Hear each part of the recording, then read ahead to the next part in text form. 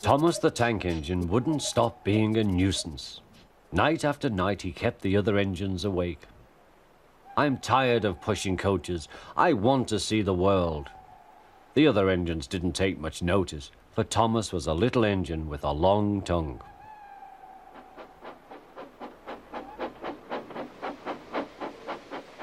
But one night, Edward came to the shed.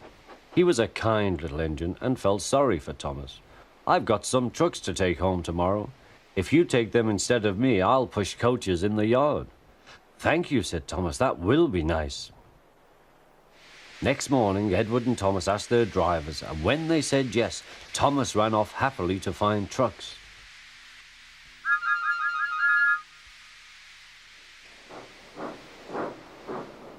Now, trucks are silly and noisy.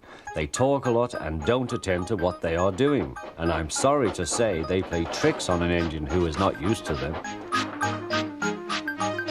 Edward knew all about trucks. He warned Thomas to be careful, but Thomas was too excited to listen.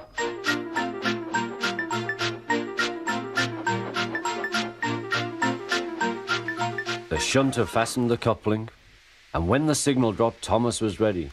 The guard blew his whistle. "Peep, peep," answered Thomas, and started off. But the trucks weren't ready. "Oh, oh, oh," they screamed. "Wait, Thomas, wait." But Thomas wouldn't wait. Come on," he puffed. All right, don't fuss. All right, don't fuss," grumbled the trucks.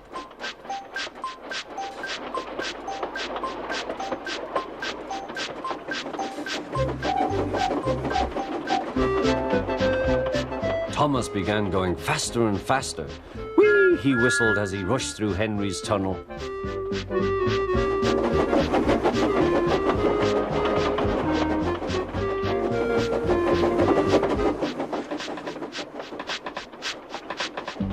"Hurry, hurry," called Thomas. He was feeling very proud of himself, but the trucks grew crosser and crosser. At last, Thomas slowed down as he came to Gordon's Hill.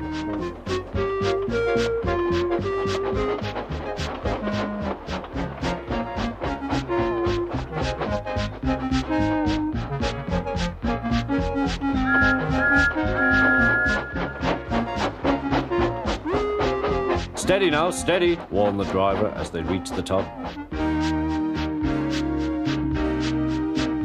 He began to put on the brakes. We're stopping," called Thomas. No," answered the trucks, bumping into each other. Go on." Before the driver could stop them, they had pushed Thomas down the hill and were rattling and laughing behind him. Poor Thomas tried hard to stop them from making him go too fast. Stop pushing, he hissed, but the trucks took no notice. Go on, they giggled in their silly way.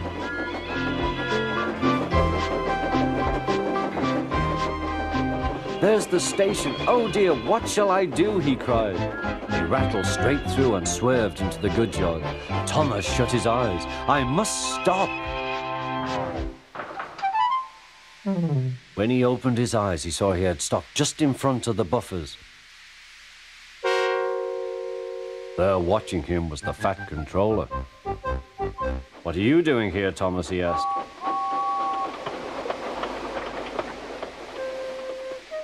"I brought Edward's trucks," Thomas answered. "Why did you come so fast?" "I didn't mean to. I was pushed," said Thomas. "You've got a lot to learn about trucks then, little Thomas. After pushing them about here for a few weeks, you'll know almost as much about them as Edward. Then you'll be a really useful engine."